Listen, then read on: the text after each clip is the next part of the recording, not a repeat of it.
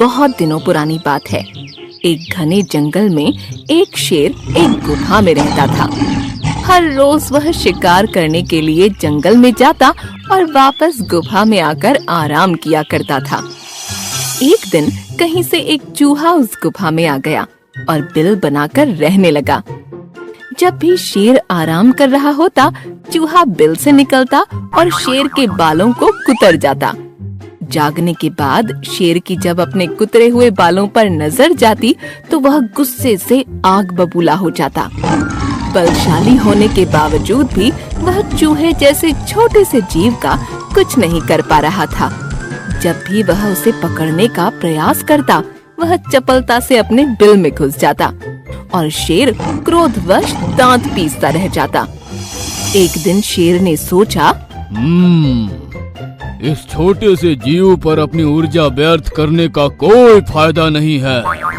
इसे पकड़ने के लिए इसका ही कोई परम शत्रु लाना चाहिए, और चूहे की सबसे बड़ी दुश्मन तो बिल्ली ही है। मैं अभी तुरंत जाकर उसे यहाँ लाता हूँ। और वह गांव जाकर बहला फुसलाकर एक बिल्ली ले आया। हर रोज शेर बिल्ली के लिए ताजी मछलियाँ लाया करता और प्यार से उसे खिलाता। बदले में बिल्ली शेर के आराम के समय चौकसी करती।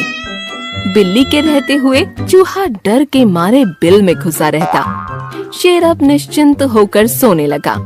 बिल्ली रोज ताजी मछलियाँ खाकर रिष्ट पुष्ट होने लगी। इधर चूहा बिल में घुसा घुसा कमजोर हो चला था। शेर के बाल ही उसका आहार थे। आखिर कब तक वह भूखे प्यासे बिल में पड़ा रहता?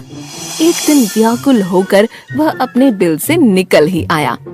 शेर उस समय सोया हुआ था और बिल्ली पास ही बैठकर मछलियाँ खा रही थी। चूहा बिल्ली को चकमा देकर शेर के पास जाने का प्रयास करने लगा, पर बिल्ली चपल थी। उसने चपलता से चूहे को अपने पंजे में दबोच लिया और मार कर खा गई।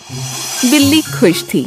वह सोचने लगी, मैंने अपने मालिक की चिंता का सदा के लिए अंत कर दिया। अब शेर मुझे बड़ा गिफ्ट देगा।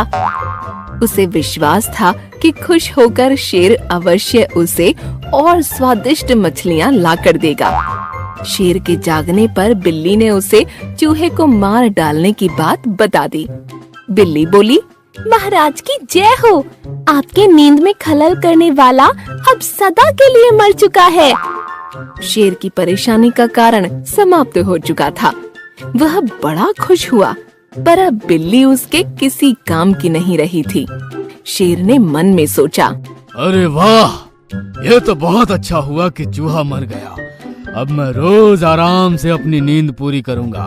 पर अब चूहा ही नहीं तो इस बिल्ली का क्या काम? उसने उसे भोजन देना बंद कर दिया। बिना भोजन के बिल्ली कमजोर होने लगी।